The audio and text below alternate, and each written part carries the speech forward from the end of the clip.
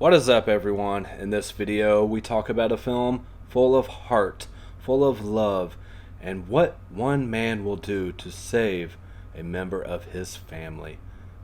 And lots of jizz. Today we're talking about The Masturbating Gunman. Stay tuned.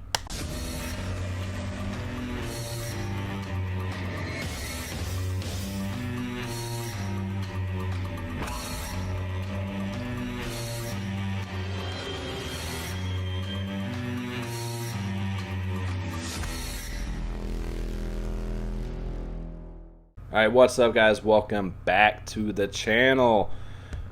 Got a strange one for you guys today from Severin / InterVision. That is The Masturbating Gunman, also known as Masked Avenger versus Ultra Villain in the Lair of the Naked Bikini, is the title on IMDb or Letterboxd or whatever you're looking up this movie on. I had to read that from the page here because I couldn't remember that whole line there. But yeah, this is one I wanted to dive in first from that Nuclear Meltdown bundle from Severin, just because the title and honestly the trailer looked intriguing. It looked like it was going to be at least entertaining. Looked super cheesy, looked like something you'd have a good time with, and 50-50 on that. It was entertaining enough. If you guys follow me over on Letterboxd, you will see that I gave this 2 stars on Letterboxd. The story, the movie itself is a 1 star, but it gets an extra star because by the end of it, I was left thinking to myself, that wasn't really that bad. I've seen worse, and I was pretty entertained the whole time. So I gave it 2 stars on there. Let's run through the plot real quick. Before I do, if you guys haven't already, please take a second and hit that subscribe, hit that bell notification, like, all that good stuff, and I'd really appreciate it. So, moving on to the story. Very simple story on this one. You have Henry, who is the masturbating gunman, who is a private eye detective and has one weakness.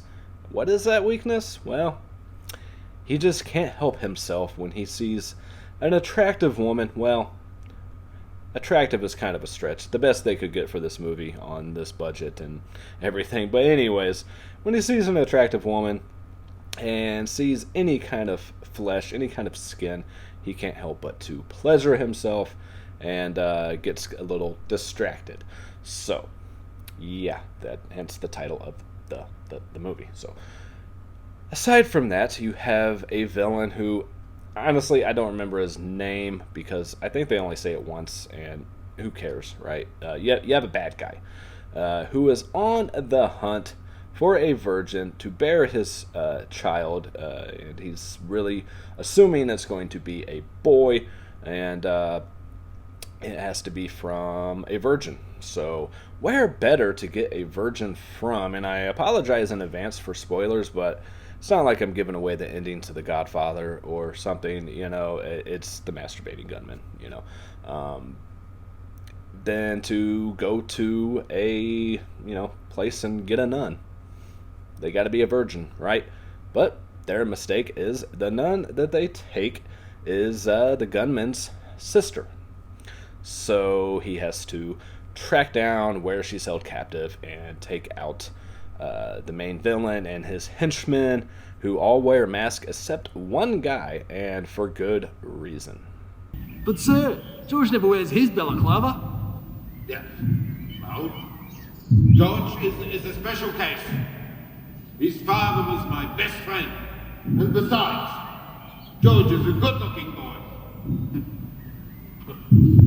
Anyway, enough best friend.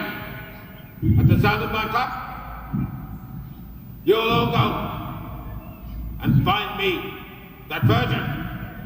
Yeah, that's the reason he doesn't have to wear a mask. So everyone in this movie is masked pretty much, except for the main villain and the one guy and his sister. So, but I'm not going to give everything away, but I'll say his sister has a plan of her own to escape as well. Again, I'm not going to give that part of the movie away. You guys will have to watch this gem and find out for yourselves.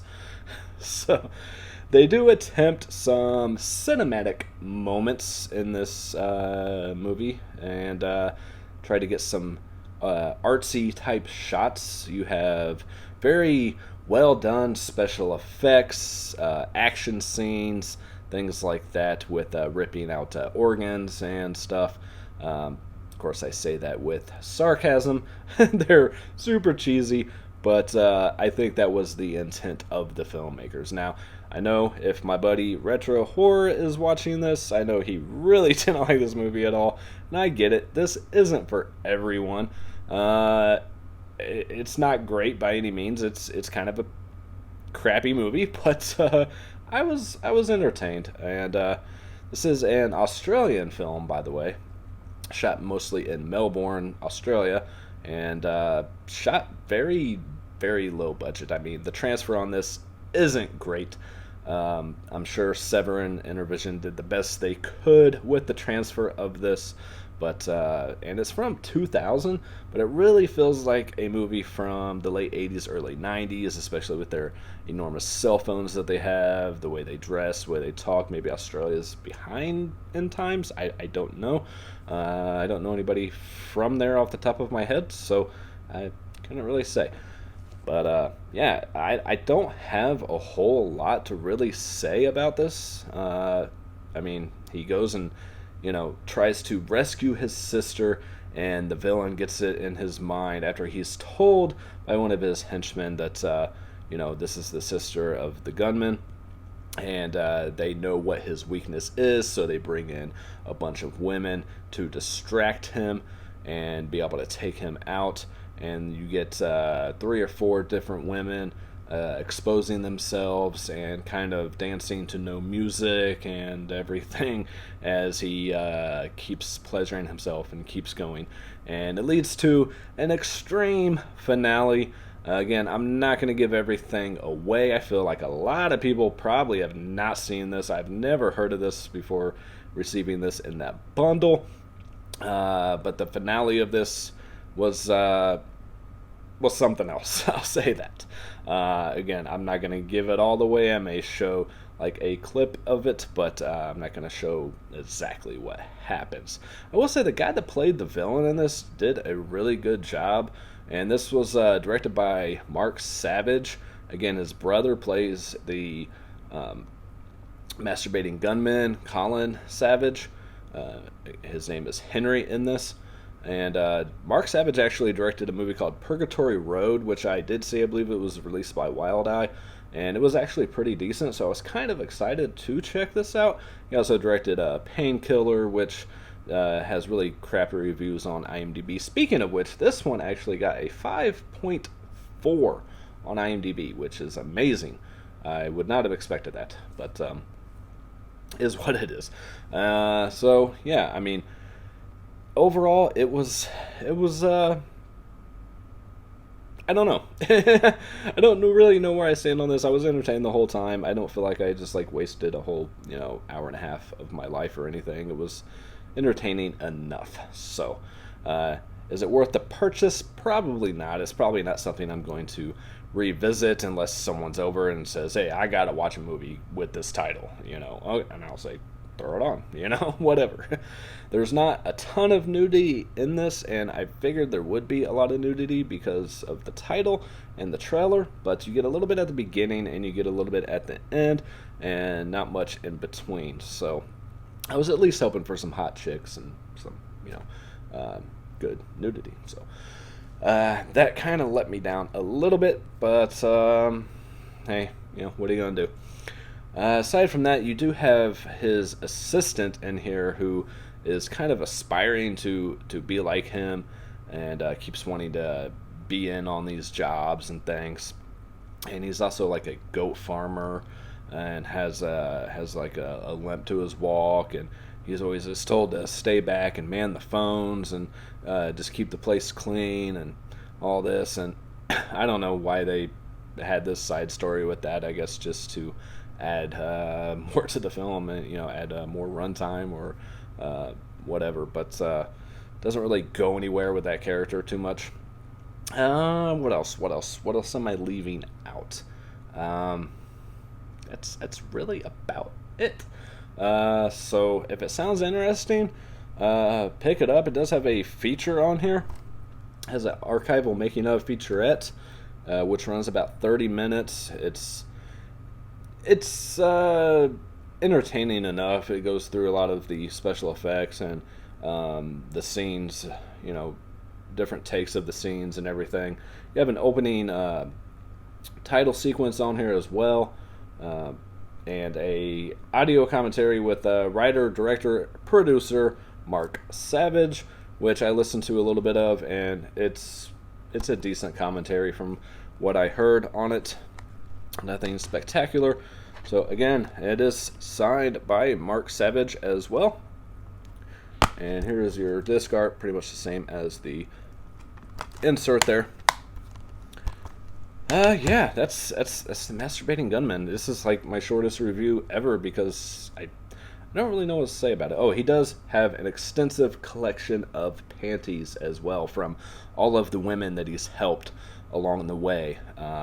He has them all on a clothespin. I'll show a clip up here. It's much easier than describing it.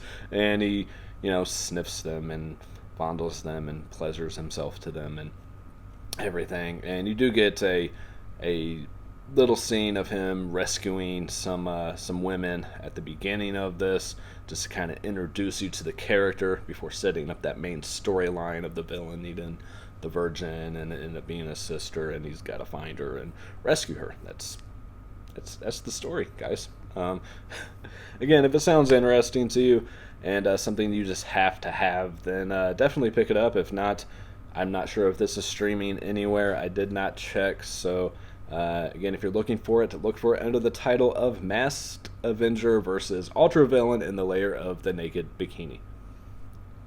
Can you remember all that? Yeah, me neither. All right. I guess that's going to do it, guys. Very short review. Where are we? Like maybe 12 minutes total? All right, cool. I will say the scenes where he is pleasuring himself is really extreme. I mean, not realistic whatsoever. If you're worried about that for whatever reason, it's pretty obviously fake. So they use soy milk and shoot it out of a carton, and it goes all, yeah. I'm not sure if I'm going to show a clip of that because this video will probably get banned. So, you know, who knows, right? All right. That's it. That's all I got for you guys on this one. Check it out. Don't check it out. Use your best judgment. If you want to take an hour and a half of your life and dive into this, feel free. If not, then I don't blame you. So, until next time, guys, as always, peace, love, happiness to all of you. I'll catch y'all later. Bye.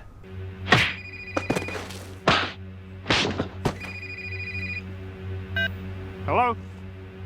Is that you, Henry? No, I can't hear. Just a minute. What's up? My sister's been kidnapped. Are you sure, Henry? Henry, put the kettle on. I'm on my way back.